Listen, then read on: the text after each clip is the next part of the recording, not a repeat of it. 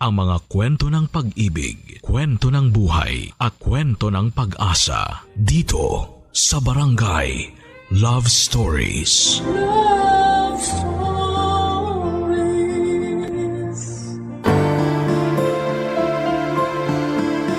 Yaman ng mga magulang ang magkaroon ng mabuting anak.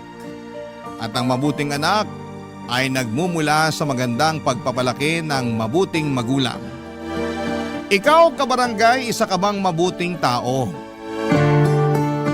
Dear Papa Dudut, nung bata ako ay madalas na sinasabi sa akin ni Mama na huwag raw ako makikipag-usap sa mga hindi ko kakilala. Baka raw kasi may gawin silang masama sa akin o di kaya ay kunin ako para dalhin sa malayong lugar. Ngunit nung tumanda na ako ay narealize ko na sa buhay natin ay meron tayong makikilala na mga estranghero na magiging malapit sa ating puso at ituturing natin na parang isang pamilya. Bago ako dumako sa sulat na pinadala ko sa inyong programa, Papa Dudut, ay pabati muna ng isang masaganang katanghalian sa inyong lahat at sa mga kabarangay natin.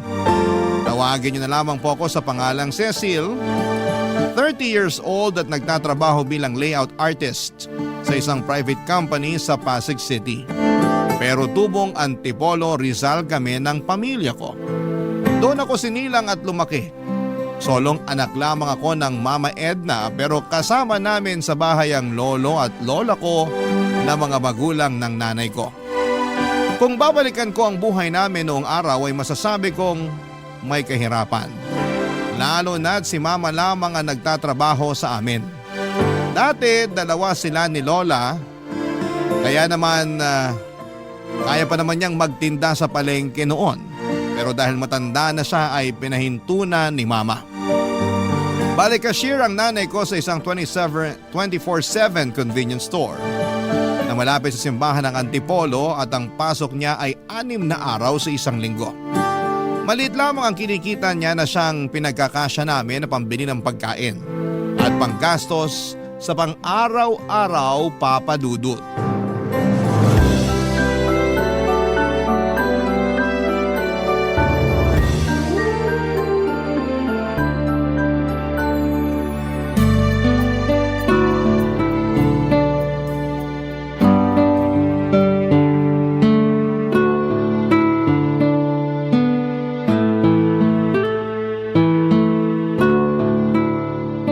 Itong 350 para sa tubig, ito namang 700 sa kuryente.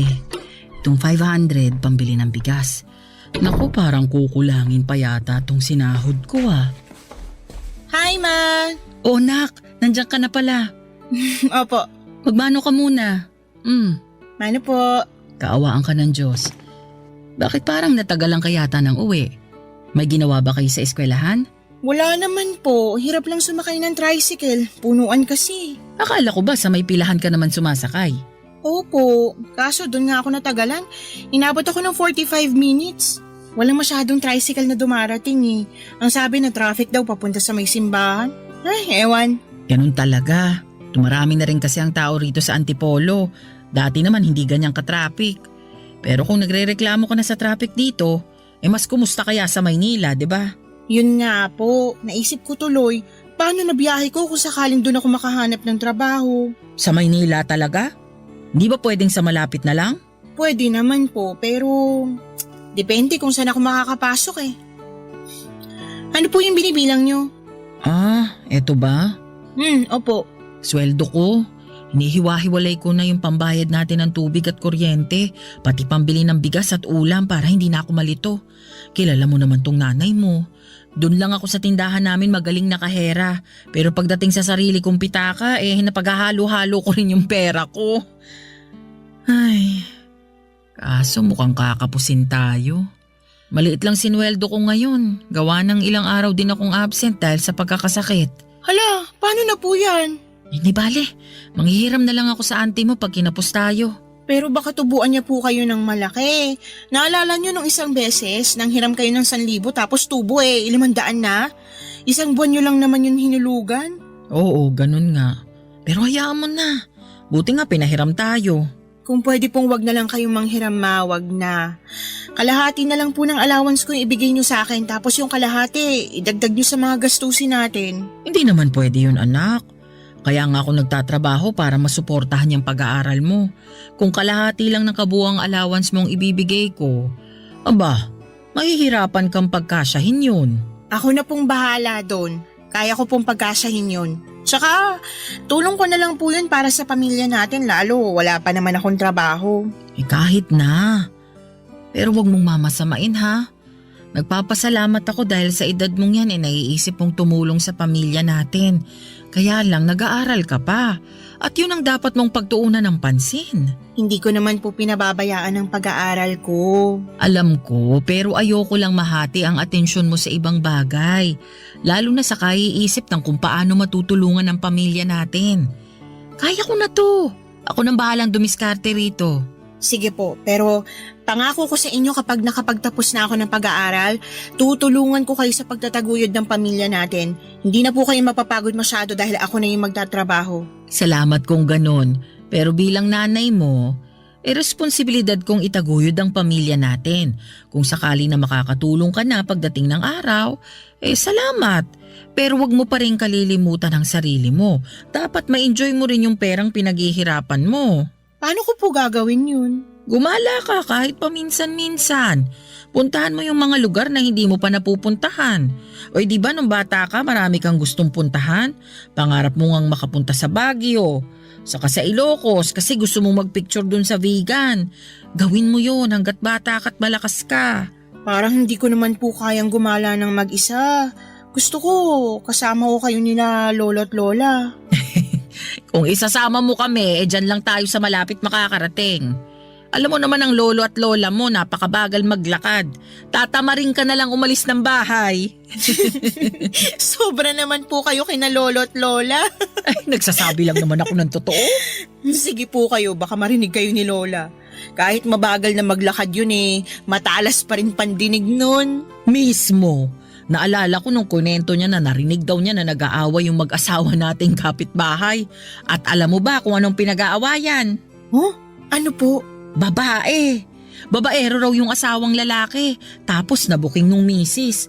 Kaya yun. Inimpake nung misis lahat ng mga gamit saka pinalayas. Buti nga. At narinig po yun lahat ni lola? Oo. Nagulat na lang daw kasi sila ng lolo mo nang may biglang nagsigawan. Abala siya nun sa pagaganchilyo. Kaya habang may kinukuting-ting ang kamay niya, nakikinig naman ang tenga niya. Ibang klase po pala ang talent ni lola. Naku, chismosa talaga yung nanay ko. Buti nga hindi ako nahawa sa kanya. O basta anak ha, nagkakaintindihan na ba tayo? Saan nga po ulit yon? Napag-aaral mo munang atupagin mo. Diyan ka muna mag-focus. Yung pagtulong mo sa pamilya natin, saka na. Kaya ko pa naman. Mangako ka. Opo ma, pangako po.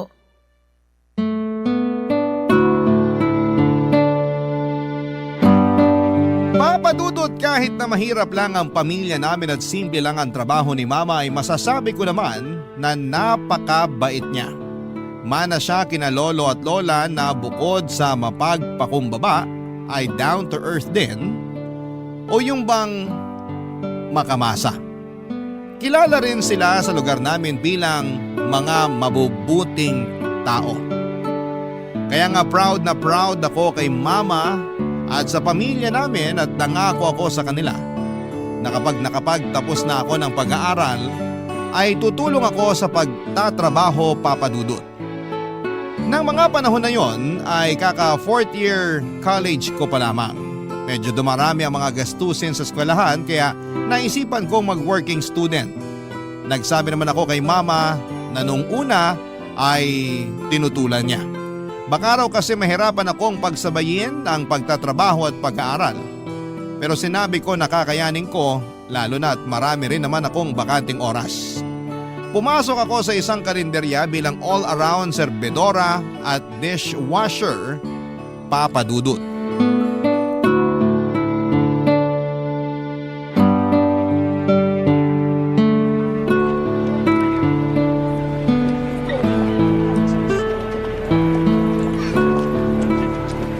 Neng, pwede bang makiupo rito sa bangko nyo?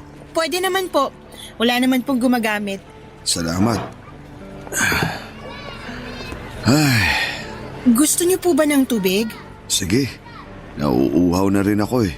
Kukuha lang po ako ng baso at pagsasalinan ko kayo ng tubig. Napakabait mo naman para alokin ako ng tubig. Ito na pong tubig niyo. Salamat.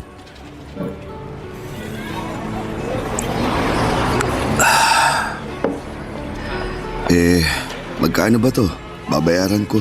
Naku, hindi na po. Libre po yan. Talaga? May libreng tubig pa pala ngayon? Meron pa naman po. Dito sa karinderya namin, pag kumain kayo, syempre libre na yung tubig. Kaso, di naman ako kumain. Ayos lang po yun. Huwag niyo na pong bayaran yung tubig. Tsaka, nakita ko kasi na mukhang uhaw na kayo eh. Sinabi mo pa. Kanina pa ako naglalako nitong mga paninda kong bimpo, panyo at panghugas ng pinggan dyan sa may palengke. Ay, talaga po? Pero, kumain na po ba kayo? Oo, kumain ako. May baon akong kanin sa kaulam. Kinain ko dun sa may plaza sa tapat ng simbahan. Umupo na lang ako sa tabi. Nabusog naman po ba kayo sa kinain niyo? Oo naman.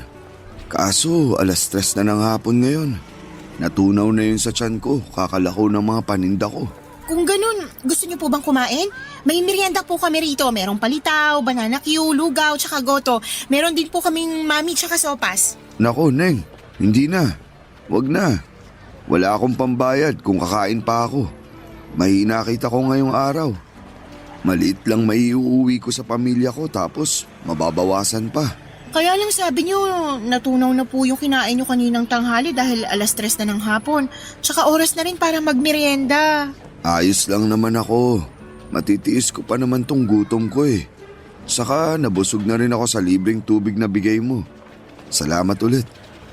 Maglalako pa ako pag nakapagpahinga ako ng konti. Lalo kayong magugutom kapag naglako kayo ng walang kain. Ay, alam ko na po. Ililibre ko na lang kayo ng merienda. Anong gusto niyo? Ha? Sabi ko po, ililibre ko na lang kayo. Hindi na kailangan. Sige na po, mamili na kayo. Alam niyo ba na masarap po magsopas ang tagaluto namin dito, magatas, maraming gulay tsaka masahog. Hindi puro buto-buto ng manok, may makakain po kayong laman. Salamat na lang, pero wag na. Nakakahiya naman sa'yo kung ililibre mo pa ako. Hindi po yun nakakahiya. At saka gusto ko rin naman po na ilibre kayo. Huwag na po kayong tumanggi ha. Mas masarap po magtrabaho ng busog. Sige na nga. Mukhang hindi ka na rin naman mapipigilan. Medyo po. Ano pong gusto nyo kainin? Yung sopas na lang. Parang gusto kong umigop ng mainit-init na sabaw.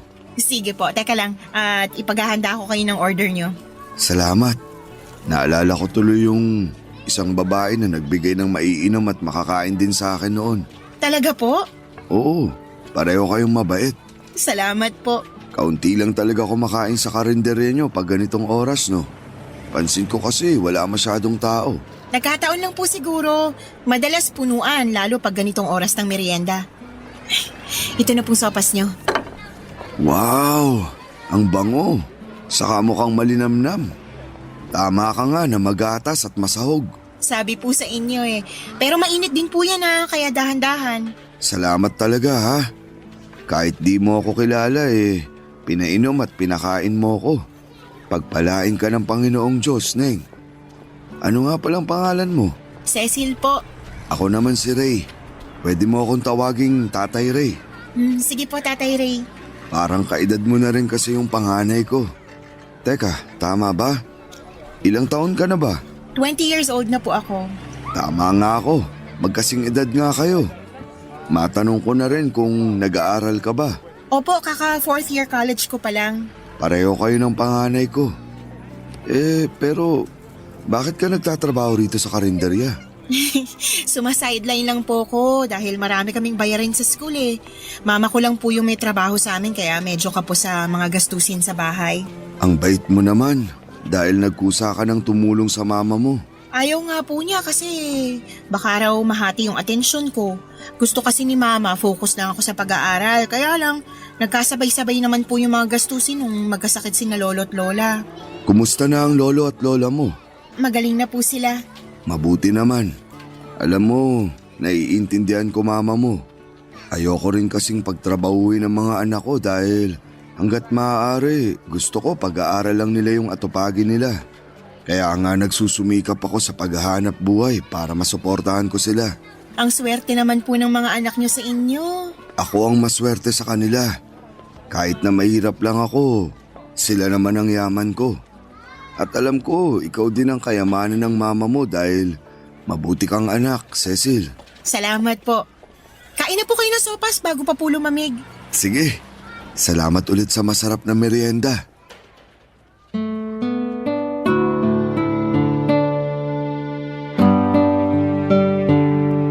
Papadudot napakabait ni Tatay Ray. Bagaman bakas sa mukha niya ang pagod dahil sa ilang oras na paglalakad at paglalako ng mga paninda niya ay hindi naman nawala ang determinasyon sa mga mata niya. Kaya kahit ako na pagod na rin ng mga panahong yon, ay para bang nahawaan ng lakas at katatagan niya. Alam ko na maswerte ang mga anak ni Tatay dahil isa siyang masipag at responsableng ama. Nung umalis si Tatay Ray, Papadudot, ay hindi na mawala ang ngiti sa mga labi ko. Aminado ako na gumaan ang pakiramdam ko sa maiksi naming pag-uusap. At kahit na noon lamang kami nagkita, pakiramdam ko ay matagal na kaming magkakilala. Napakarami pa niya sanang gustong ikwento kaso ay kailangan na niya ulit magpatuloy sa pagtitinda. At habang pinapanood ko Barangay Love Stories. Barangay Love Stories. Papadudot, lumaki akong walang kinamulatang ama nang hindi nito panagutan si mama. Pero matapang akong tinaguyod ng nanay ko sa tulong na rin ng aking pinakamamahal na lolo at lola. Pinaramdam nila na walang kulang sa akin kahit na wala akong tatay sa pamamahay namin. Kaya nga hindi na rin ako nagdamdam sa sarili kong ama. Bagaman may mga pagkakataon na napapaisip ako kung anong pakiramdam nang mayroong tinatawag na papa o tatay. Nagpatuloy pa ang mga araw, dumalas ang pagdaan ni Tatay Ray sa kalendarya namin para kumain. May baon siyang kanin para makatipid at ulam na lamang ang binibili niya. Doon na rin siya nagmemeryenda lalo na kapag may extra siyang pera dahil maganda ang benta niya. Ako ang laging nagsiserve sa kanya kahit na dalawa naman kaming serbedora doon. Gusto ko kasi na makumusta siya at makakwentuhan saglit pagkatapos niyang kumain at kapag wala nang masyadong customer. Isang araw, wala akong duty sa kalenderya dahil may klase ako. Nung hapon na yon ay nakita ko si Tatay Ray sa may plaza malapit sa simbahan habang nakaupo sa isa sa mga bakanting upuan. Agad ko siyang nilapitan para kumustahin, Papadudot. Nalaman ko na kaunti pa lang pala ang benta niya tapos ay nadukutan pa siya. Awang-awa ako kay Tatay Ray kaya sinabi ko na gusto ko siyang tulungang magtinda. Nang una ay nagdalawang isip pa siya pero may karanasan naman ako sa pagtitinda. Lalo at sinasama ako ni Lola noong bata ako sa paglalako ng mga kangkong at talbos ng kamote sa barangay namin, Papadudot.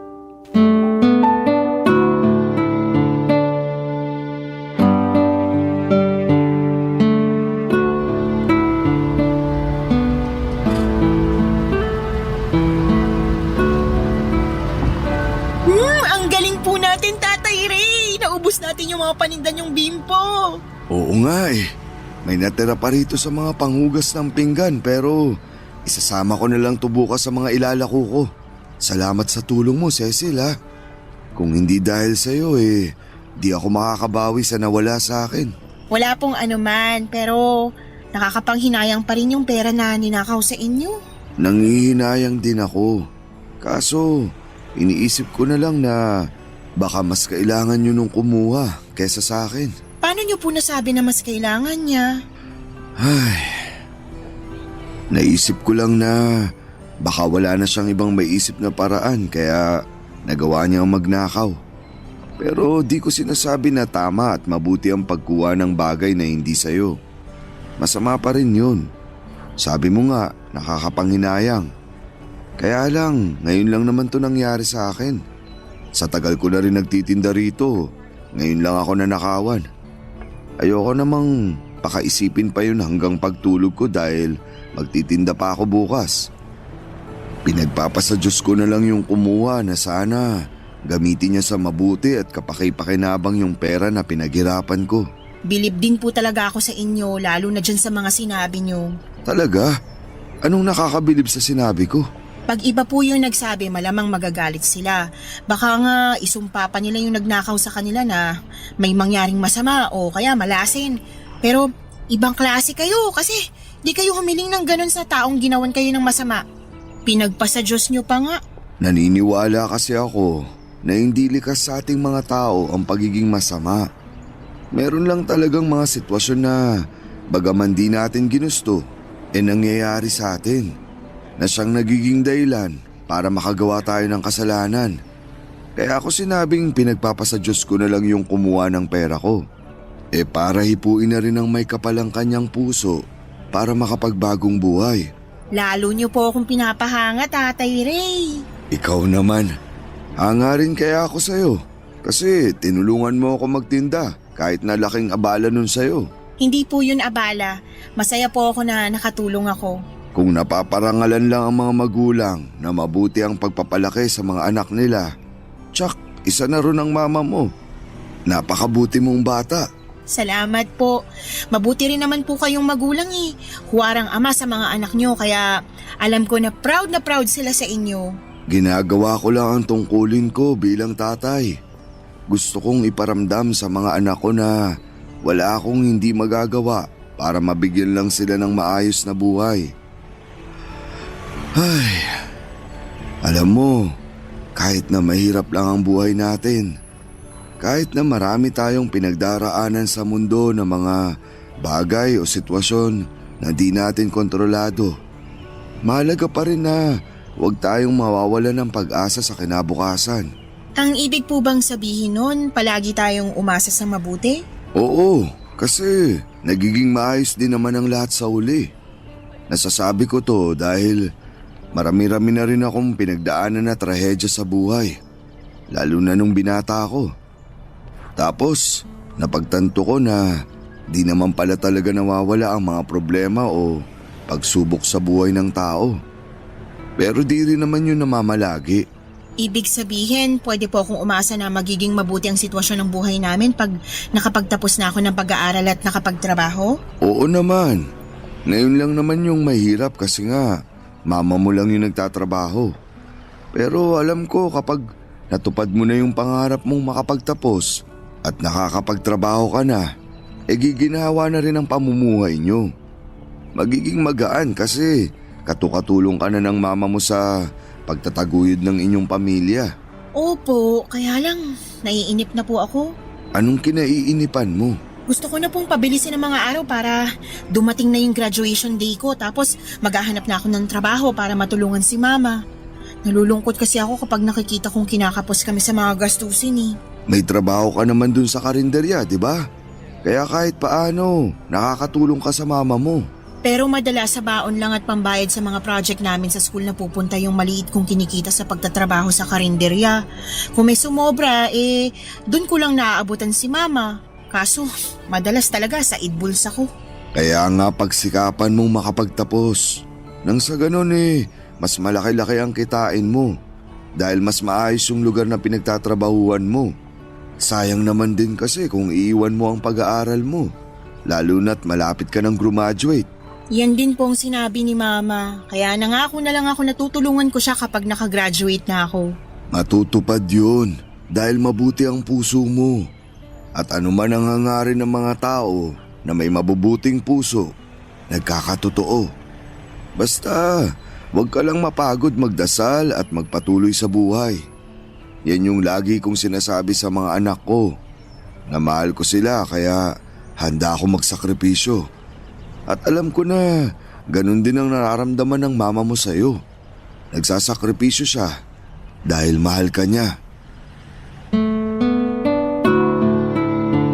Papa Dudut, na-inspire ako ng sobra-sobra sa mga sinabi ni Tatay Ray. Napakarami niyang aral sa buhay na binahagi at hindi ipinagdamot sa akin ang gabing yon. Na-realize ko na napakarami ko pa talagang hindi alam sa mundo dahil sa edad ko. At mas lalo ko siyang hinangaan dahil sa pagkawais niya sa edad niyang yon. Dinagdag niya na hindi siya naging wais dahil marami na siyang nagawang tama, kundi naging wais na siya mula sa mga aral sa buhay na natutuhan niya sa lahat ng maling nagawa at pinagdaanan niya. Bukod doon ay mas nakilala ko rin siya at ang kanyang pamilya. Lalo akong nakumbinse na isa siyang mabuting padre de pamilya. Habang nagkwekwentuhan kami ni Tatay Ray ay bumili siya ng hamburger at palamig. Ako naman daw ang ililibre niya. Pagkatapos namin kumain ay hinatid niya ako sa sakayan ng tricycle at hinintay na makasakay ako para lamang masigurado na ligtas akong makakauwi sa amin. Bago kami tuluyang naghiwalay ng landas, muli siyang nagpasalamat sa tulong ko dahil daw nakarami kami ng benta. Sinabihan niya pa ako na hulog daw ako ng langit, kaya ingatan ako sa pag-uwi ko. Yun din naman ang hiling ko, na ingatan din siya para makauwi ng ligtas sa bahay nila, Papa Dudut.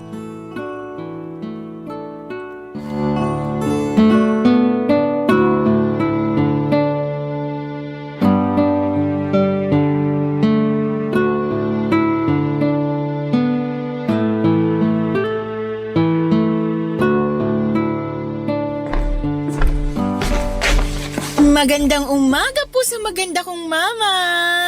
Pakis po. Magandang umaga rin, anak. Teka, bakit po kayo nandito? Akala ko shift nyo. Oo, dapat. Kaso nakipagpalit sa akin yung kasamahan ko. Kesyo magse-celebrate raw sila ng birthday ng anak nila. Kaya mamayang gabi pa ang pasok ko. Ayos lang po sa inyo yon? Oo naman. First birthday din ng bata. Tagal nilang hinintay yun. Pinagpanata pa nila. O sige na, maupo ka na para maipaghain na kita. Sige po. Ano pong niluto nyo? Ayan, nagsangag ako ng kanin saka nagluto ng tosino. Wow! Paborito ko po yan. Kaso, nasan po ang itlog? Nandun pa sa manok ng kapitbahay, nililimliman pa. Joke lang. Ma, ang corny. Ikaw naman? Tumawa ka naman paminsan-minsan sa mga joke ko para hindi yung ako lang mag-isa. Oh, ayan na yung itlog. Katatapos lang maprito. Salamat po. Kayo po, hindi pa kayo kakain? Kakain na rin. Sasaluhan kita pero…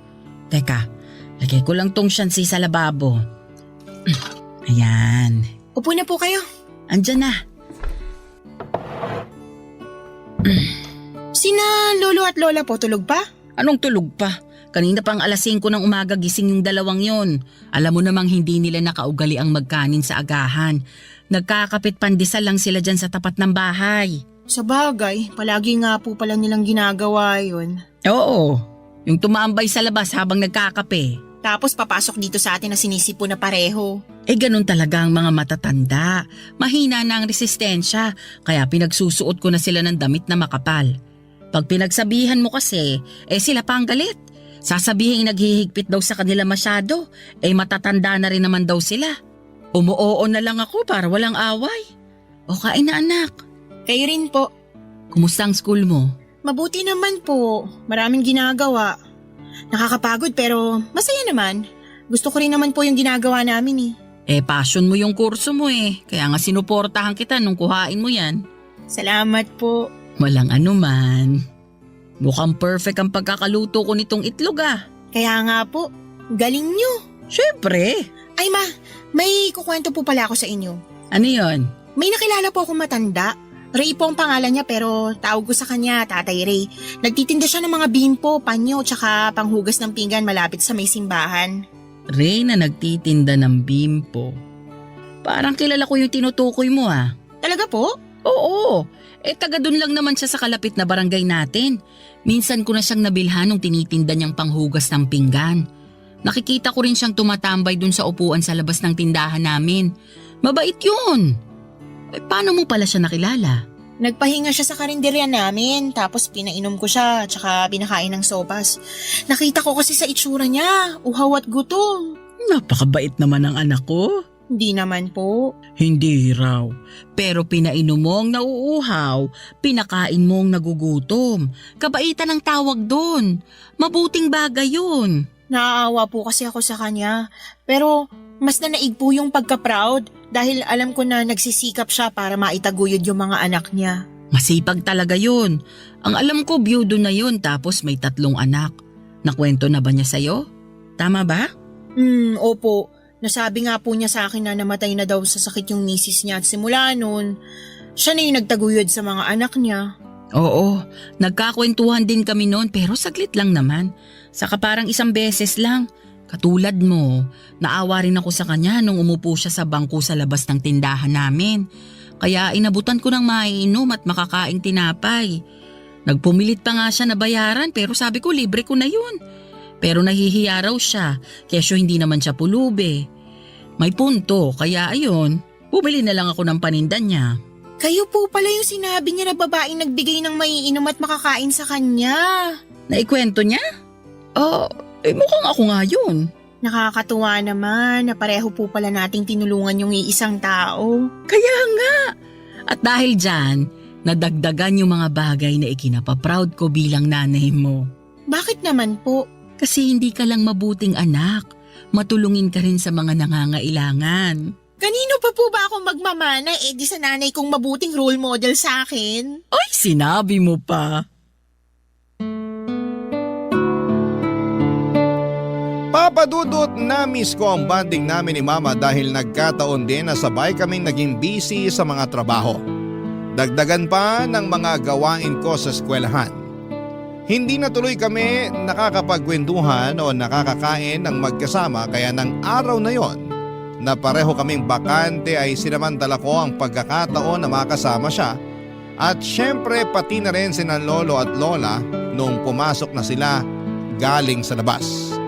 Pagkatapos namin kumain ng pananghalian ay nag-decide kami magsimba at matagal na rin kasi simula ng huling beses kaming lumabas ng magkasama. Habang nasa simbahan ay kita ko na taimtim na nagdarasal sina mama, lolo at lola ko. Doon ako pumikit at nanalangin sa Panginoon Diyos na sana'y gabayan niya ang aming pamilya. Ingatan niya ang mama ko at bigyan pa ng mahabang buhay ang lolo at lola ko. Tulungan din niya ako na matupad ang aking mga pangarap. Siyempre hindi ko kinalimutang banggitin si Tatay Ray at ang kanyang pamilya sa panalangin ko. Naniniwala ako na makapangyarihan ang dasal na mula sa ibang tao, Papa Dudut.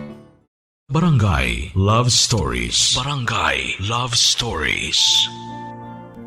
Papa Dudut, mabilis na lumipas ang 1 taon at dumating na ang araw ng pagtatapos ko. Taong 2015 ang graduate ako sa college at kahit na may pasok si Mama sa trabaho ay nakipagpalit siya ng shift sa kasamahan niya para lamang makapunta sa graduation ceremony ko. Hindi na noon nakasama sina lolo at lola dahil isang guardian lang ang pwedeng makapasok. Pero sa bahay ay abala silang dalawa sa pagluluto ng paborito kong biko at pansit para raw magkaroon kami ng pagsasaluhan sa pag-uwi namin ni Mama. Masayang masaya ako na nabigyan ko ng karangalan ng pamilya ko. Lalong lalo na si Mama. Paulit-ulit niyang sinasabi na nagbunga na ang pinaghirapan niya. At yon ay ang mapagtapos niya ako sa pag-aaral. Binanggit ko ulit sa kanya ang pangako kong pagtulong sa aming pamilya. Ngunit sinabi sa akin ni Mama na huwag kong masyadong i-pressure ang sarili ko. Pero syempre matagal ko na rin namang pangarap yon. Kaya nga agad ako nag-apply ng trabaho at makalipas nga ang ilang interview at exam ay naipasa ko ang posisyon na gusto kong pasukan, Papa Dudut.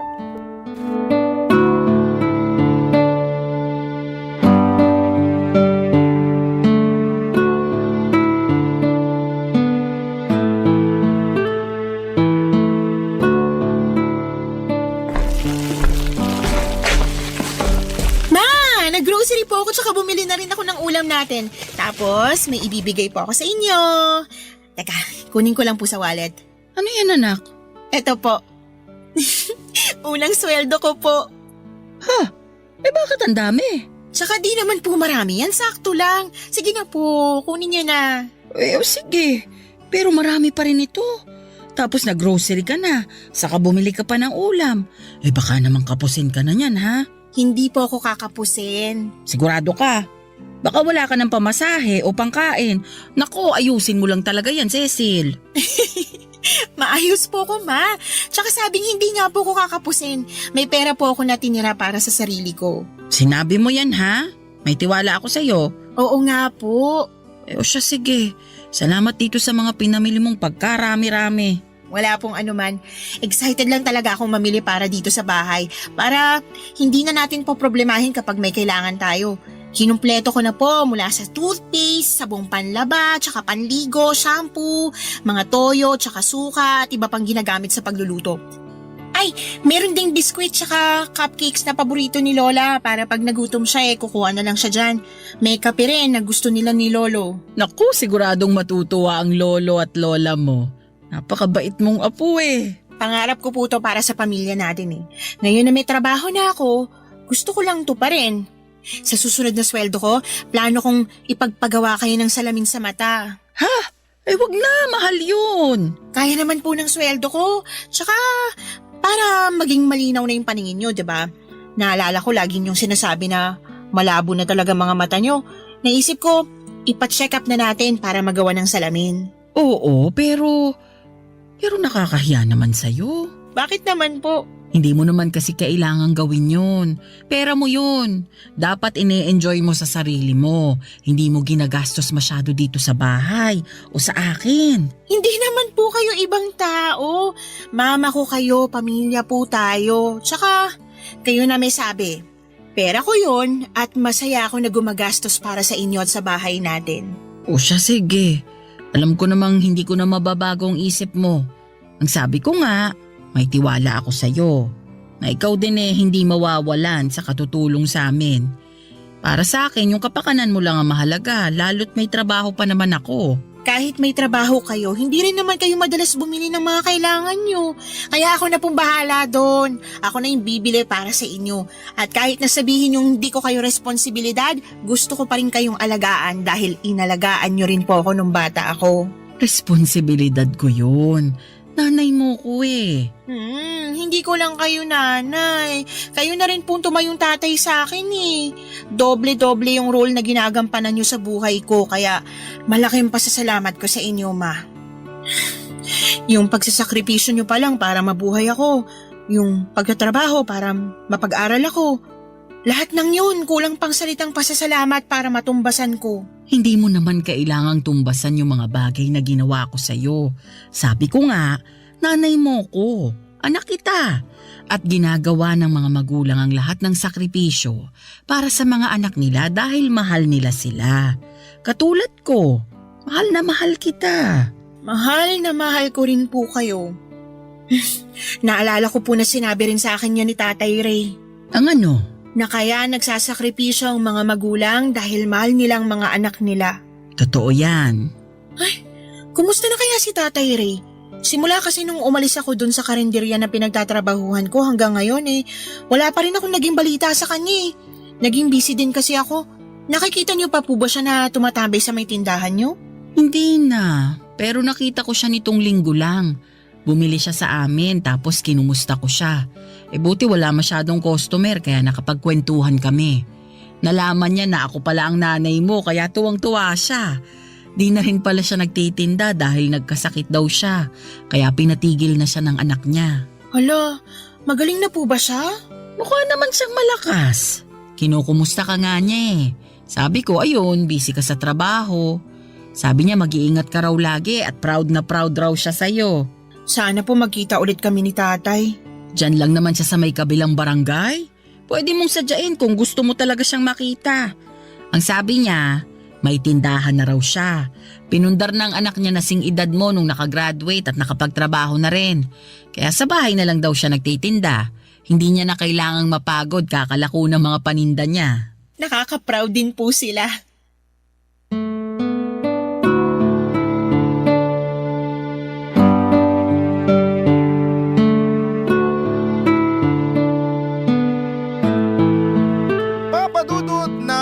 malapit na akong graduate sa college ay umalis na ako sa karinderya na pinagtatrabahuhan ko para mag-focus sa thesis namin. Kailangan kasi namin yung tutukan ng mga kagrupo ko. Simula noon ay hindi na kami nagkita pa ni Tatay Ray. Ewan, pero pag dumadaan ako sa may simbahan o pag binabagtas ko yung kalsada papunta sa palengke ng Antipolo ay hindi ko na siya nakikita sa dati niyang pwesto. Naisip ko tuloy na baka lumipat na siya ng lugar na pinagtitindahan o tumigil na sa pagtitinda. Kaya nga masayang-masaya ako na malaman ang balita na katulad ko ay graduate na rin ang anak ni tatay na nag-aaral. Masaya ako dahil katulad ni mama, nagbunga na rin ang pagsisikap niya. Wala akong ibang hangad kundi ang umasenso sila sa buhay at hindi basta makaraos lang. Yun din kasi ang pangarap ko para sa pamilya namin nila Mama Papa Dudut. Alam ko na malayo pa pero malayo na. Kaya nga nagsusumikap ako ng gusto para maibigay ko ang mga bagay na salat kami noong araw. At syempre para mapatigil ko na ang mama ko sa pagtatrabaho. Isang hapon hindi ko inaasahan na muli kaming magkikita ni Tatay Ray nang pauwi na ako. Basta napaka-random lang noon. May pinuntahan daw siyang taga-hasa sa palengke at naisipan niyang maglakad na lamang pauwi para makapag-ehersisyo. Nagdesisyon kami ni tatay na magmeryenda sa isang lumihan sa kanto para makapagkwentuhan na rin, Papa Dudut.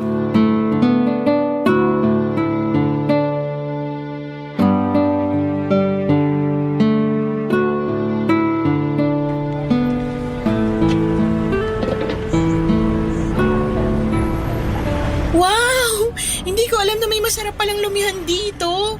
Oo, lagi nga ako nagpapabili rito para ipang merienda. Bakit parang ngayon ko lang sila nakita? Kabubukas lang ba nila? Oo, ngayong taon lang pero patok na agad sa mga parokyano na naghahanap ng mura pero masarap na ipanlalaman tiyan. Sulit na sulit bayad mo rito. Marami pa silang binibentang ibang putahe. Nakita ko nga po sa menu. Ano-ano po bang natikman nyo rito bukod sa lomi? Yung goto nila, saka arroz caldo. Tapos yung mami. Meron din silang siopaw. May sariwang lumpia rin at panalo ang sausawan nila. Wow, marami na po pala. Mahilig kasi akong kumain. Pati na yung mga anak ko. Suki na nga kami rito eh. At kaya nananaba na rin ako. Bagay naman po sa inyo yung katawan nyo.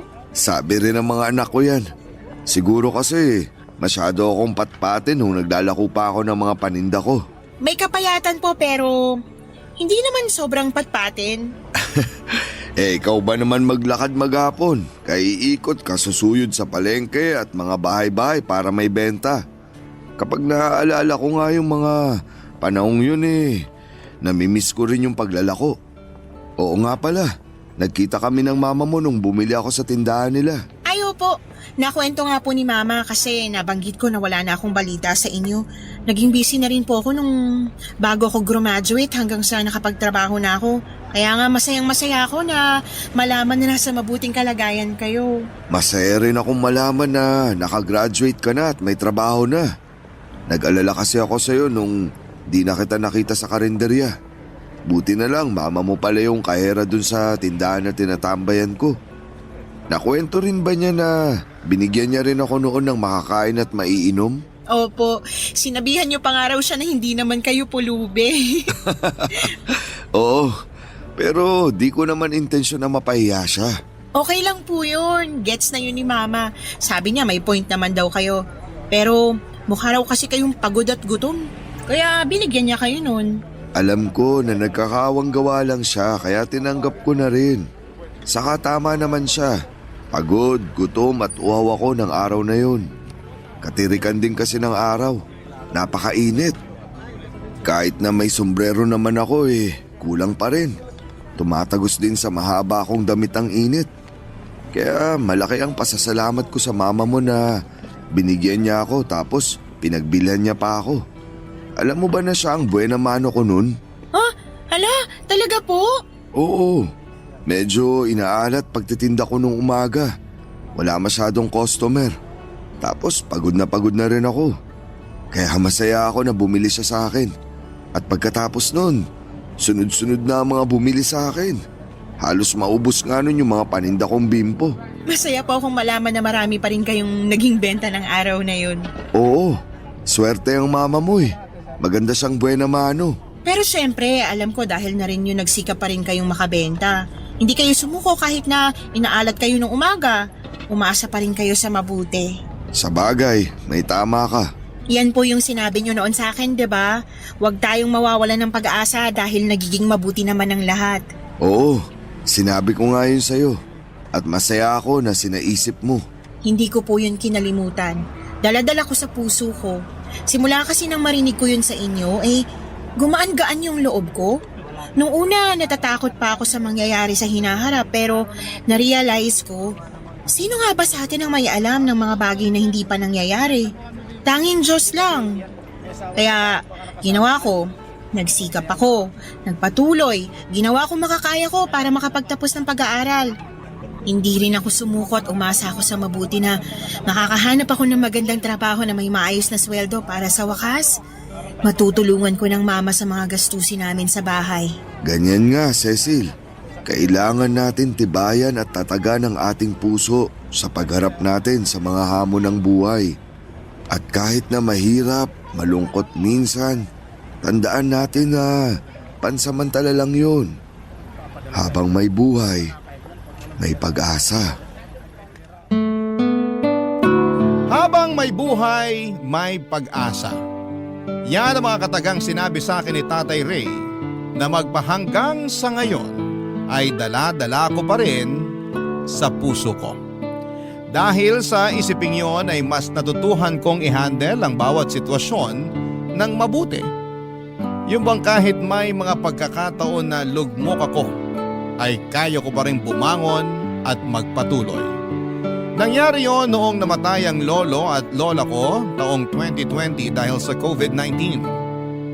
Napakalungkot namin ni Mama. Pero sa kabila ng lahat ay nakausad pa rin kami. Sa kasalukuyan ay hindi na nagtatrabaho bilang kahera ang mama ko at nasa bahay na lamang siya. At ang pinagkakabalahan na lang niya ay ang panggaganchilyo, bagay na kinahiligan ng lola ko noong nabubuhay pa ito. Bukod doon ay palagi na rin kami nagtatravel ni Mama at sabay naming pinupuntahan ang mga lugar dito sa Pilipinas sa pangarap niyang mapuntahan. Pero noong nakaraang birthday niya ay nag-ibang bansa kami. Pumunta kami sa Taiwan at doon namin pinagdiwang ang kanyang kaarawan. Masayang masaya siya dahil first time raw niyang makapunta sa ganong kalayong lugar. Ako rin naman pero mas masaya ang puso ko dahil nabibigay ko na sa kanya ang mga bagay na pangarap lang namin noon. Maraming salamat po sa inyo, Papa Dudut, sakaling mapili po ninyong i-area. Barangay Love Stories. Barangay Love Stories. Nakakaantig naman talaga ang ating kwento. Ikaw ba, kabarangay? Nakarelate ka ba sa story natin ngayon? Kwentuhan naman tayo dito sa comment section. Nagustuhan ng iyong napakinggan? Ituloy yan via live stream sa www.gmanetwork.com/radio. Barangay LS 97.1 forever. Ang mga kwento ng pag-ibig, kwento ng buhay at kwento ng pag-asa dito sa Barangay Love Stories. Love Stories. May mga sakit na dulot ng kahapon na mahirap takasan. Minsan ay para itong bisita na walang pasabi kung dumalaw sa atin. Ikaw, kabarangay, meron ka bang masakit na nakaraan na hinding-hindi malilimutan? Dear Papa Dudut, good day po sa inyo at sa mga nakikinig ng programa ninyong Barangay Love Stories. Ako nga pala si Edgar, 35 years old at taga Quezon City. Hindi po talaga ako mahilig sa radyo, pero isang beses ay napakinggan ko ikaw, Papa Dudut, sa taxi na sinasakyan ko nung pauwi na ako sa bahay namin. Natuwa talaga ako at nakarelate sa mga kwento na narinig ko, kaya naman naisipan kong sumulat sa inyong istasyon upang ibahagi ang pag-iibigan namin ng kababata kong si Iris. Magsisimula ang lahat noong nasa college pa lamang kami. Schoolmate kami ni Iris at naging kami noong high school pa lamang. Kung ilalarawan ko siya, masasabi ko na maganda talaga si Iris. Makinis ang balat, mahaba ang alon-alon niyang buhok at meron siyang magagandang pares ng mga mata. Mahal na mahal ko siya at para sa akin ay siya na ang babaeng gusto kong pakasalan at makasama habang buhay. Kaya nga palagi ko yung sinasabi at pinapaalala sa kanya.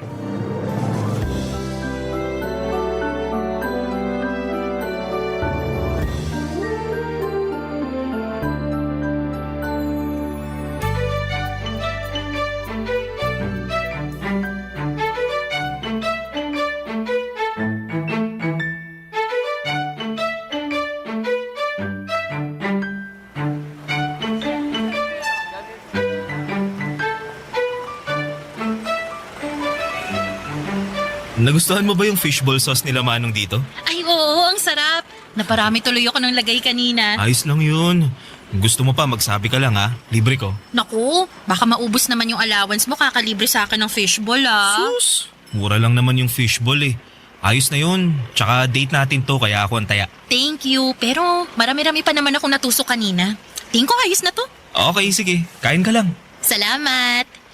Hayaan mo, sa susunod kapag nakagraduate na tayo at meron na tayong sari-sariling trabaho, ako naman ang manlilibre sa'yo. Siyempre, hindi porke ikaw yung lalaki, ikaw na dapat ang laging taya sa mga date natin. Ililibre mo rin ako ng fishball? Hindi lang fishball, kahit anong masasarap at mamahaling pagkain na gusto nating kainin. Ano bang pangarap mong kainin? Parang wala naman. Iba kasi yung gusto ko. Hindi yung mga pagkain na bibili sa restaurant. Eh ano? Luto mo. Luto ko? Eh hindi nga ako marunong magluto. Yung simpleng pagpiprito nga lang ng itlog, palagi ko pang nasusunog. Kaya lagi rin akong pinapagalitan ni nanay eh. Paano raw ako mag-aasawa kung pagprito lang ng itlog eh hindi ko pa magawa ng tama? Anong sagot mo? Sabi ko, wala pa naman sa isip ko yung pag-aasawa kasi mga bata pa tayo. Tama naman, di ba? Oo, tama naman. Tsaka, nag-aaral pa tayo at yun ang mas focus ko. Kaya, pasensya ka na dahil hindi mo muna matitikman ang masarap na version ng luto ko. Dahil hindi ko pa yan priority na pag-aralan. Baka kasi pag sumarap ng mga luto ko isipin ng nanay ko na gusto ko na mag-asawa. Uy, pero wag naman sasama loob mo ha. Kagaya nga ng sinabi ko, mga bata pa tayo at nag-aaral pa lang. Hindi naman masama ang loob ko. Tsaka, naintindihan ko naman ang punto mo eh. Sure? Promise? Sure. Promise. Kaya kung ako sa'yo, mangarap ka ng masasarap na pagkain na gusto mong orderin at kainin sa mga future date natin. Kasi sagot ko na yan. Ako nang bahala. Sinisigurado ko sa'yo na magiging asensado ako sa buhay. Lalo na sa magiging trabaho ko. Alam mo naman na gustong-gusto ko magtrabaho sa opisina at magkaroon ng mataas na posisyon, di ba? Oo. Kaya nga wala pa talaga sa isip kong pag-aasawa kasi gusto ko muna unahin yung career ko. Ikaw ba? Anong pangarap mo pagka-graduate natin? Ang makasal tayo. Kasasabi ko nga lang na hindi ko pa priority yung pag-aasawa Kulit mo naman. Ikaw naman parang binibiro ka lang. Siyempre, magtatrabaho muna ako kagaya mo para makapag-ipon pampakasal natin. Naku, wag ka agad mag-ipon pampakasal natin. Mag-ipon ka muna para sa sarili mo. Ano namang gagawin ko sa perang yun? Marami. Pwede mong gamiting investment. Pwede kang bumili ng mga property, ganun. Pwede rin pang business, pang travel, o di kaya emergency fund. Dami naman nun. Marami talaga. Kaya dapat yun ang unahin mo, no? Kaysa yung pampakasal natin. Ayaw mo lang yata akong pakasalan eh. Hoy, hindi ko sinabi yan, ha? Pero sana naiintindihan mo talaga ako, ha? Alam mo, naniniwala kasi talaga ako na malaki at malawak pa tong mundo na ginagalawan natin para manatili tayo sa iisang tabi lang. Anong ibig mo sabihin? Kasi kapag nagkapamilya na tayo, doon na lang tayo nakafocus. Lalo na sa mga magiging anak natin. Alagain kasi sila. Gusto ko naman makasal sa'yo at maging nanay sa mga anak natin sa hinaharap. Pero, tsaka na yun, mas gusto ko munang tuparin yung mga pangarap ko para sa aking sarili. Pag okay na ako, tsaka na tayo magpakasal. Papadudod sa aming dalawa ay masasabi ko na si Iris ang mayroong mataas na pangarap. Hindi naman sa minamaliit ko ang pangarap ko kundi magkaiba lang talaga kami ng gustong gawin sa oras na makapagtapos na kami at makapagtrabaho. Priority ko kasi ang pagbuo namin ng sariling pamilya. Samantalang si Iris ay gusto munang bumuo ng career, bagay na sinusuportahan ko rin naman. Hindi nga nagtagal ay natupad na nga ang isa sa mga pangarap namin ni Iris nang makapagtapos kami sa kolehiyo. At makalipas lamang ang isang linggo ay nabalitaan ko na may job interview na si Iris mula sa kumpanya na matagal na pala niyang inaplayan. Samantalang ako ay gusto munang magpahinga dahil nakakapagod mag-aral ng ilang taon. Noong natanggap ni Iris ang trabaho ay saka naman ako nag-apply ng mapapasukan. Hindi nagtagal, pareho na kaming may sariling trabaho at makaraan ng 2 taon ay nag-decide na kaming mag-live-in, Papa Dudut.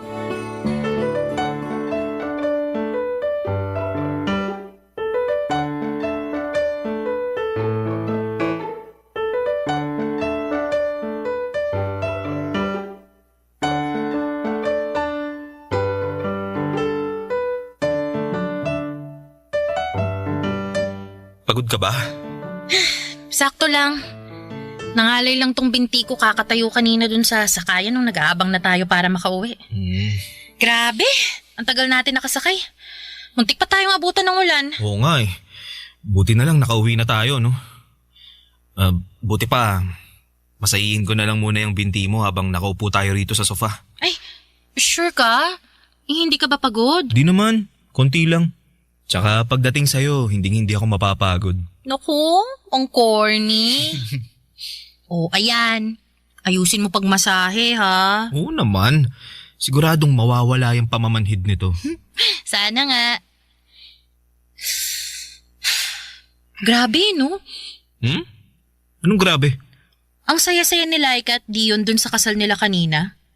Kala mo naman hindi ka muntik maghiwalay dahil kailangan pumunta ni Dion sa Australia para magtrabaho. Kilala naman natin si Laika na hindi talaga kayang LDR, di ba? Pero nakaya pa rin naman niya dahil sobrang faithful din kasi ni Dion. Never din niyang pinaramdam kay Laika na malayo sila sa isa't isa. Piruin mo, araw-araw tumatawag at nagve-video call. Ganun naman talaga mga taong nagmamahalan. Walang distansya ang makakahadlang. Kaya nga bilib din ako sa relasyon nila kasi nagawa pa rin nilang harapin yung mga takot at agam-agam nila sa mga sarili nila para sa future nila. Yang si Dion, ayaw niyan sana magtrabaho sa ibang bansa kasi nga raw iba yung kultura doon kaysa dito sa Pilipinas. Tsaka kakagraduate lang natin noon, aalis agad siya. Si Laika naman, ayaw sa LDR pero sumugal pa rin sila. Sabi sa akin ni Laika pareho raw nilang pinag-ipunan ni Dion yung ginastos sa kasal nila. Pero mas malaki pa rin daw dun yung parte ni Dion. Tapos meron din daw silang kanya-kanyang savings at meron din para sa magiging anak nila. Galing no? Nakakatuwa sila. Oo nga, nakakatuwa nga. Tayo kaya, no? Anong tayo? Kailan kaya tayo? Ikakasal? Sira, hindi. Magkaka-baby. Gusto mo ngayon na, unahan na natin yung dalawa. Hoy, ayoko pa. Grabe naman sa pagtutol. Sorry naman. Pero seryoso ba yun? Na ayaw mo pang magka-baby tayo? Oo, seryoso. Pero, di naman na tayo mga bata eh. Tsaka nakatira na tayo sa iisang bubong na parang mag-asawa. Parang pa lang, pero hindi pa tayo kasal. O edi, will you marry me? Sira, ikaw talaga, no? Anong ako? Seryoso ko rito, nagpo-propose ako sa'yo. Talaga? Bakit walang sing-sing? Anong wala? Meron, teka. Kukunin ko ah. Uy, sandali! Uy, joke lang! Joke lang kasi! Anong joke lang? Alam ko naman na may sing-sing ka na dyan kasi nakita ko nung nakaraang araw nung nag-aayos ako ng kwarto natin. Nakita mo? Ibig sabihin, inusurpresa yun. Ayos lang naman, pero hindi pa rin naman ako handang magpakasal sa'yo eh. Kaya, okay lang din na huwag ka muna mag-propose. Ane pa. Di pa nga ako nagpo-propose, rejected na ako agad. Hindi naman sa ganun, pero sana naiintindihan mo, Edgar. Naiintindihan ko naman na hindi ka pa handa na magkapamilya tayo. Tsaka, yung singsing na yun, andun lang naman yun. Di yun mawawala. Nakatabi lang yun kung kailan ka na handa. Thanks, Edgar. Tsaka, salamat din sa pagmasahe ng binti ko Medyo nawala na nga yung ngalay. Wala nga naman. Buti pa, maliligo na ako para makatulog na tayo. Okay, sige. Lock mo yung banyo. Baka pasukin kita. Sira ka talaga.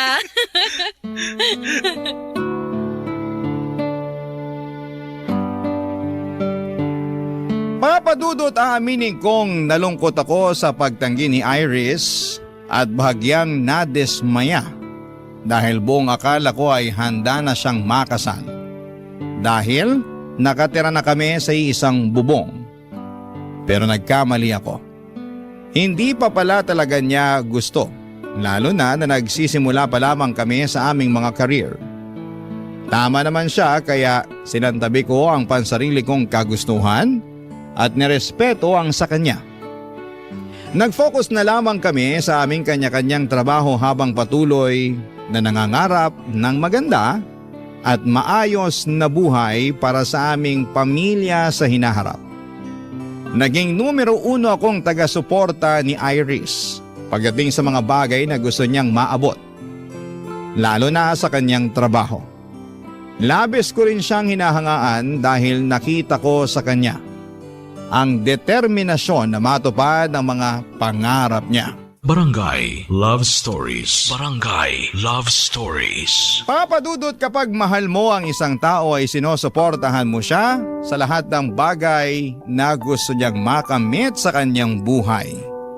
Basta hindi yon nakakasama sa kanya at sa inyong relasyon. Yon kasi ang paniniwala ko. Kaya nga buong buo kong sinusuportahan si Iris sa pangarap niya habang pinagsisikapang matupadin ang sarili kong pangarap. Mataas ang ambisyon ni Iris na ma-promote sa kanilang kumpanya. Samantalang ako ay kontento na sa posisyon ko. Basta kumikita ako ng disente ay hindi na ako naghahangad pa ng sobra. Pero naunawaan ko naman si Iris kung tingin niya ay hindi pa sapat ang naaabot niya at gusto niya pang umangat. Napaka-hardworking at dedicated niya kasing tao pagdating sa kanyang trabaho. Mabilis na lumipas ang 2 taon at nakatuon lamang ang atensyon ni Iris sa katuparan ng kanyang mga pangarap, papadudot.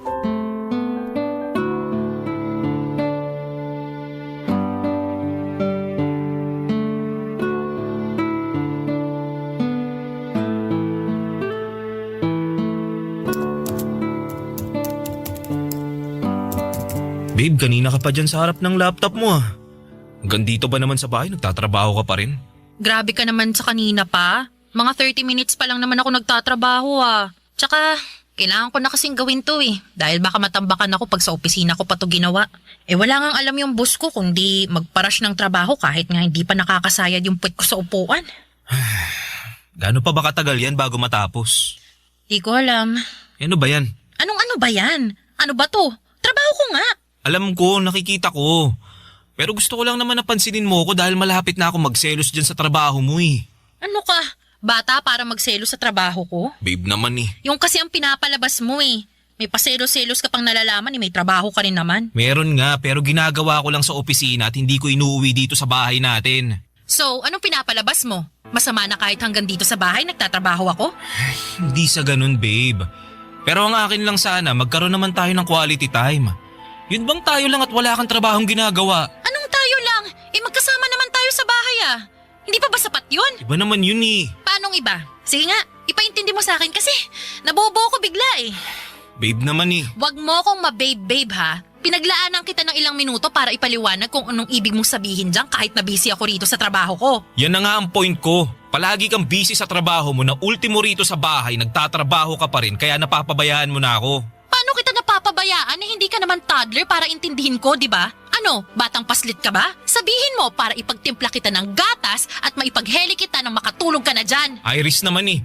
Akala mo yata nakikipagbiruan ako sa'yo eh, no? Itong mukhang to, tingnan mo, mukha ba ako nakikipagbiroan? Seryoso ako, Edgar. Alam mo, inistorbo mo na nga ako rito sa ginagawa ko. Sinira mo pa yung mood ko. Dapat chill lang ako lalo na't nasa bahay ako eh. Kasi wala yung maiingay kong kaopisina na puro chismisan lang ang alam. Pero heto ka, pinasasama ang loob ko dahil sa tantrums mo. Di ako nagtatantrums ha. Anong hindi? Eh anong tawag mo dyan sa ginagawa mo? Humihingi lang ako ng oras sa'yo. Pwes, busy ako. Sorry, kaya wala akong mabibigay na oras sa'yo. Kita mo nagkukumahog na akong matapos tong ginagawa ko, tapos ini-stress mo pa ako? O di yan, imbis na natapos ko to agad, wala na. Bumagal ako lalo na kasi inistorbo mo. Sobra ka naman sa inistorbo. Bakit? Totoo naman ah. Naglalambing lang naman yung tao. Wag mo muna akong lambingin ah, kasi wala nga ako sa mood. Buti pa, lumayo-layo ka muna. Nakakapikon ka na. Nakakasira ka ng momentum eh. Wala ka bang ibang gagawin? Gumawa ka kaya ng kahit ano, wag mo lang ako istorbohin. Kaya mo't, alis na! Alis! Oo na. Makapagtaboy naman to. Ano tingin mo sa akin, aso? Bahala ka na mag-analyze, basta ako busy dito. Tsaka huwag ka munang bumalik sa kwarto ha. Ayoko sabi ng istorbo. Papadudot na uwi nga sa pagtatalo at tampuhan ng simple kong paglalambing kay Iris. Aminin kong nasaktan ako ng husto dahil hindi naman mabigat na bagay ang hinihiling ko. Nami-miss ko lang talaga siya at gusto kong magkaroon kami ng oras sa isa't isa na walang trabahong namamagitan. Pero pinanindigan ni Iris na mas importante ang trabaho niya kesa sa akin. Ilang araw din kaming hindi nagkibuan hanggang sa hindi na ako nakatiis at ako na ang nag-sorry. Naging okay din naman na muli kami at tulad nung dati ay inunawa at sinuportahan ko na lamang siya. Hanggang sa nagbunga ang pagsisikap ni Iris nang ma-promote siya sa pinaka-aasam-asam niyang posisyon. Kaya naman labis ang saya naming dalawa. Kaya lang papadudod ay doon pa lamang pala magsisimula ang pinakamalaking pagsubok sa aming relasyon. Dahil nga lalong naging busy si Iris sa kanyang trabaho, papadudod.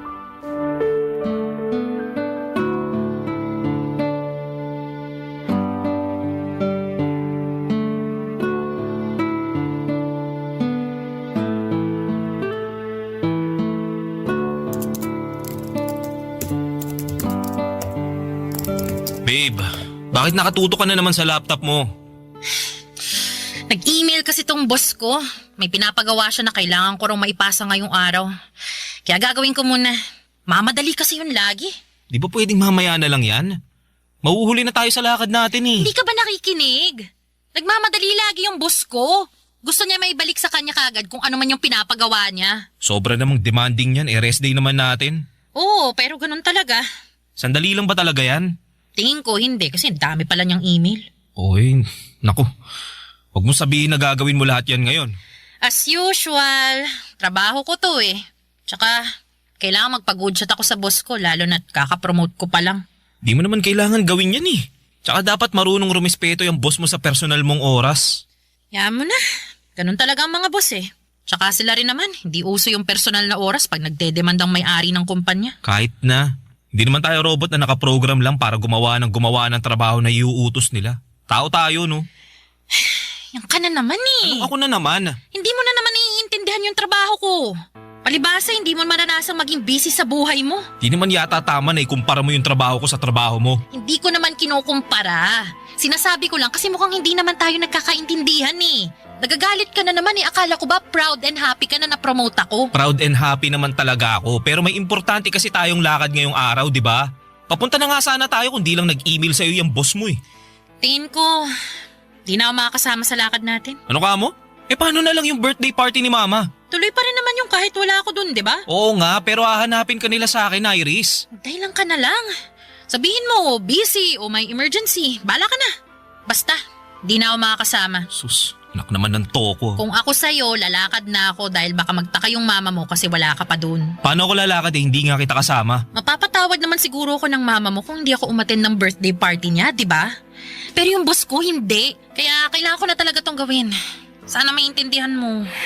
Ako na lang ba palaging iintindi sa'yo? Gusto mo na lang ba palagi yung boss mo ang masusunod? Paano naman ako at yung gusto ko? Edgar, please. Huwag mo naman akong stressin, no. Dami-dami ko pang gagawin. Nakikita mo ba tong sangkatutak na email sa akin? Di ko nakasalanan yan. Ginusto mo naman yan eh. Tsaka bahala ka ma-stress dyan. Buti pa alis na ako. Kung ayaw mo sumama, wag. Bahala ka sa buhay mo. Gawin mo na lang yung trabaho mo. Total, mas mahalaga naman yan sa'yo at mas mahal mo pa nga yata yan kaysa sa akin. Edgar naman eh. Huwag mo naman akong kontrolin. Pinagsasasabi mo. Di kita kinokontrol, no? Gusto mo na unahin ko yung ibang bagay kaysa sa trabaho ko na hindi hamak na mas importante. Paano hindi pagkontrol yung kung yung gusto mong masusunod? Kinukonsensya mo pa ako eh. Mukha namang wala kang konsensya eh. Kaya bahala ka na dyan, alis na ako. Edgar! Diyan ka na. Papa Dudut, hindi totoo na gusto kong kontrolin ang buhay ni Iris. Kaya naman naggalit ako nang sabihin niya sa akin ang bagay na yon. Sa katunayan ay mas kinokontrol pa nga siya ng trabaho niya. Kaya naman apektado ang aming relasyon. Pero hindi yon nakikita ni Iris dahil mas galit siya sa akin at para sa kanya ay sarili lamang ang iniisip ko. Pero hindi yun totoo dahil sinusuportahan ko siya at patuloy na sinusuportahan pa rin sa mga bagay na gusto niyang makamit, lalo na sa trabaho niya. Kaya bago pa kami mauwi sa matinding away ay nagdesisyon na akong umalis mag-isa. Samantalang si Iris ay nagpaiwan sa bahay para gawin ang mga trabaho niya. Siyempre hinanap siya ng parents ko, pero nagdahilan na lamang ako na may nakakahawa siyang sakit kaya hindi ko na siya sinama pa. Naniwala naman sila pero pinayuhan nila akong umuwi ng maaga upang may makasama sa bahay ang aking nobya, Papa Dudut. Barangay Love Stories. Barangay Love Stories. Papa Dudut, hindi kami agad nagkaayos ni Iris matapos ang away naming yon. Tumagal pa ng 1 linggo bago kami nagpansinan. Sa katunayan ay bigla na lamang kaming nag-usap na parabang walang nangyari. Noong nagtangka akong pag-usapan namin ulit ang away namin ay agad sinabi ni Iris na kalimutan na lang daw namin yon kasi ayaw na niyang ma-stress pa. Pero ramdam ko na malaki na ang pinagbago ni Iris lalo na sa pakikitungo niya sa akin. Oo, magkasama pa rin kami sa isang bubong at magkatabi sa kama pero mas gusto na lamang niyang nakatalikod sa akin kapag matutulog kami. Ayaw niya na hinahawakan, niyayakap o dinidikitan ko siya. Hindi na rin kami sabay kumain lalo sa hapunan dahil madalas na siyang ginagabi galing sa trabaho. At kumain na raw siya. Pag rest day naman namin ay natutulog lamang si Iris maghapon para makabawi daw ng lakas. O di kaya ay lumalabas siya para makipagkita sa mga kaibigan niya. Kaya nga naisipan kong bumawi sa kanya sa pamamagitan ng pag-aasikaso sa kanya at pagluluto ng paborito niyang pagkain nang sa ganon ay unti-unti ko ulit makuha ang loob niya. Kaso'y hindi naman pinapansin ni Iris ang mga effort ko hanggang sa isang gabi ay kinausap niya ako.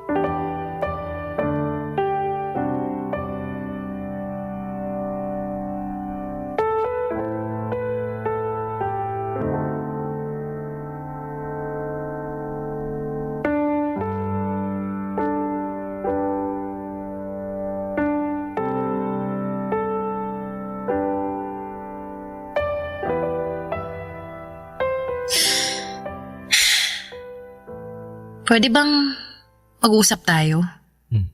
Nag-uusap na tayo ah. Ano pa bang klaseng pag-uusap yung gusto mo? Seryoso ako ah. Huwag mo kong pinipiloso po. Pagod ako galing sa trabaho, huwag mo nang dagdagan. Please lang. Kasalanan ko na naman. Eh ikaw lang naman yung nagpapakapagod sa trabaho mo na akala mo pamamanahan ka sa kumpanya nyo. Kaya ganyan ka umasta. Anong sabi mo? Akala mo ba hindi ko napapansin na simula nung na-promote ka, mas lalo ka nang naging busy?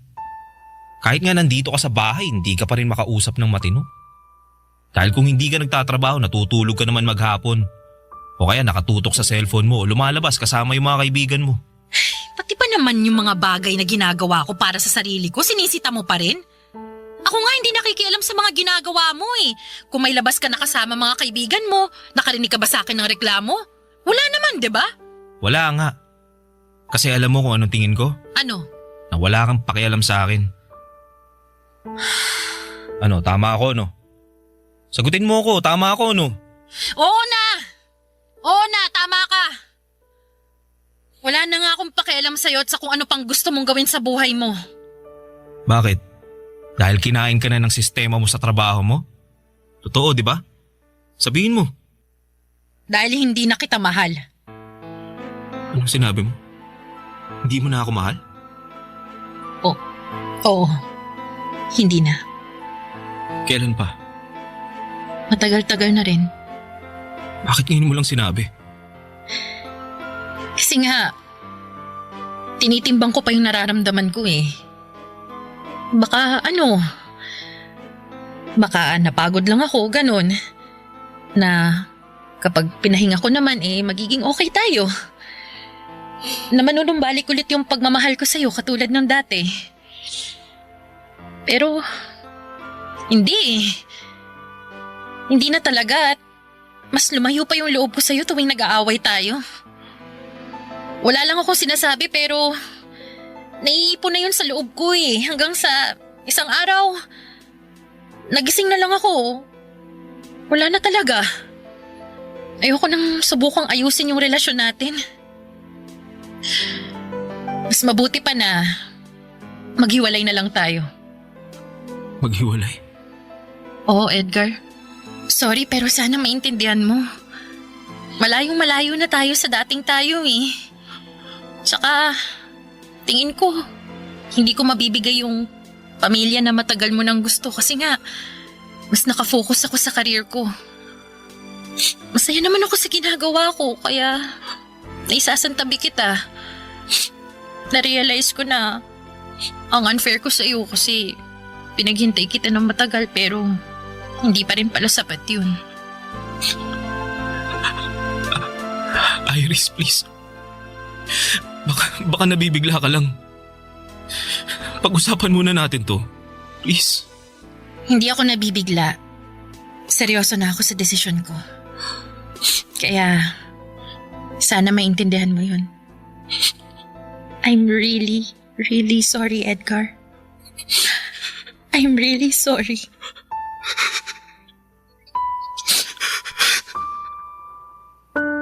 Papadudot masakit pa rin pala kahit na inaasahan ko na mangyayari ang bagay na yon. Hindi ko napigilang umiyak dahil para bang pinipiga ang puso ko sa tindi ng sakit. Nagmakaawa pa nga ako kay Iris pero ramdam ko talaga na ayaw na niyang ayusin ang aming relasyon. Kaya naman nagpaubaya na lamang ako. Siguro'y nagbago na lang talaga ang priority niya at hindi na ako doon kasama. Kaya nga kahit na malungkot ay kailangan ko yung tanggapin. Umalis na rin si Iris sa nirerentahan naming apartment at nakiusap siya na huwag ko na siyang kukulitin pa. Sa abot ng makakaya ko ay nirespeto ko ang kahuli-hulihan niyang hiling at nag-focus na lamang sa pag-move on. Papadudot, makalipas ang 9 na taon. Neto namang 2025 ay inadya ng kapalaran na magkita ulit kami ni Iris sa kasal ng common friend namin. At masasabi ko na kahit matagal na panahon na nang huli ko siyang nakita, ay hindi pa rin nagbabago ang itsura niya. Maganda pa rin siya katulad nung Iris na dati kong minahal, Papadudot.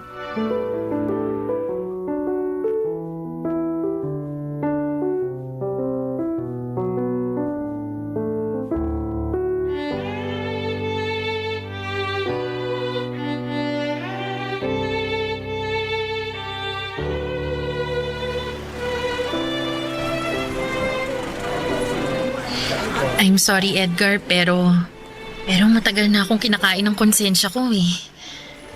At naisip ko na matatahimik lang ako pag nakausap kita at nasabi ko sa iyo yung totoo. Kaya nga, sinamantala ko na yung pagkakataon para makita tayo rito sa kasal ng kaibigan natin. Ano ba yung sasabihin mo? I'm sorry kasi nag-cheat ako nun sa relasyon natin. Akala ko ba nawalan ka lang ng pagmamahal sa akin? Totoo naman yun, pero kasi may iba na kasi akong nagugustuhan nun at yun nga, yung napangasawa ko. Boss ko siya eh. Simula nung napromote ako nun sa trabaho palagi na kaming magkasama. Mas madalas pa nga kaming magkasama kaysa sa atin kahit nakatira tayo sa iisang bubong. Tapos, ayun, hindi ko na napigilang mahulog sa kanya kasi mabait naman pala siya. Alaga, maaalalahanin. Bakit? Ganon din naman ako, di ba? Oo, pero malaki pa rin ang kaibahan nyo dahil mas mataas yung pangarap ng boss ko. Hindi kagaya mo na kontento lang sa kung anong meron ka. Linawin ko lang hindi naman masama yung gusto mo Oo, pero hindi tayo pareho ng gusto. Kaya mas nagustuhan mo yung tao na katulad mo. Ganun na nga. Kaya nga humihingi ako ng tawad sa'yo. Matagal na panahon na rin naman ang lumipas. Hindi na natin maibabalik yung nakaraan. Siguro, meron din talaga akong pagkukulang. Kasi masyado akong nakampante sa mga gusto ko. Di naman sa ganun kasi sinuportahan mo naman ako Hinintay mo pa nga na maging handa ako pero ako lang talaga yung may problema. Hindi ako naging handa sa'yo pero sa iba naging handa ako. Kagaya nga ng sinabi ko nakaraan na yun. Ang mahalaga yung ngayon. Hindi naman ako galit sa'yo. Nagtatampo, oo. Pero hindi naman kita matitiis Salamat kung ganun. Tsaka marami ka rin namang itinuro sa akin na natutuhan ko sa buhay nung nagkahiwalay tayo. Doon ko sinimulang punan yung mga bagay na wala sa akin. Mas inayos ko yung sarili ko. Mas nag-focus ako sa career ko kasi naisip ko na kung magkikita tayo isang araw at nalaman mong hindi pa rin ako successful, baka dismaya ka sa akin. Ikaw talaga? Di mo naman kailangan gawin ang bagay na yan dahil sa akin. Gawin mo yan para sa sarili mo. Ginawa ko na nga. Pero tama ka na hindi ko na dapat isipin na para sa'yo yun dahil matagal naman na tayong tapos Oo. Pero ano ba yung sinabi mo kanina tungkol sa asawa mo kaya hindi ka okay? Bakit? May nangyari ba? Meron. Kamamatay lang kasi niya nitong January dahil sa cancer. Kaya nga nasabi ko na medyo hindi pa ako okay. Ganun ba? I'm sorry at condolence. Ikaw, kumusta ka na? Single ka pa rin ba o may sarili ka ng pamilya? Meron na. May asawa na ako at 2 anak. Ganun ba? Oo. Kaya nga nasabi ko kanina na hindi ko na dapat isipin kung anong sasabihin mo sakaling magkita tayo ngayon. Kung successful ba ako o hindi. Kasi mas dapat kong isipin kung ano ang sasabihin ng pamilya ko. Lalo na ng mga anak ko. Kaya dapat maging successful ako para sa kanila.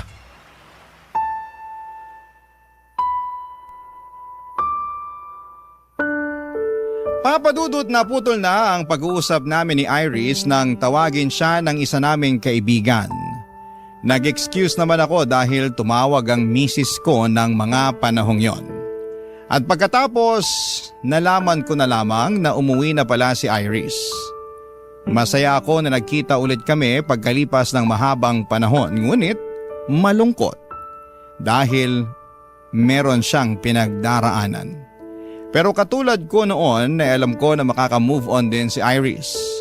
Sa ngayon ay nakafocus na lamang ako sa sarili ko at sa aking pamilya. Wala akong ibang hangad kundi ang mabigyan sila ng maayos at komportabling buhay.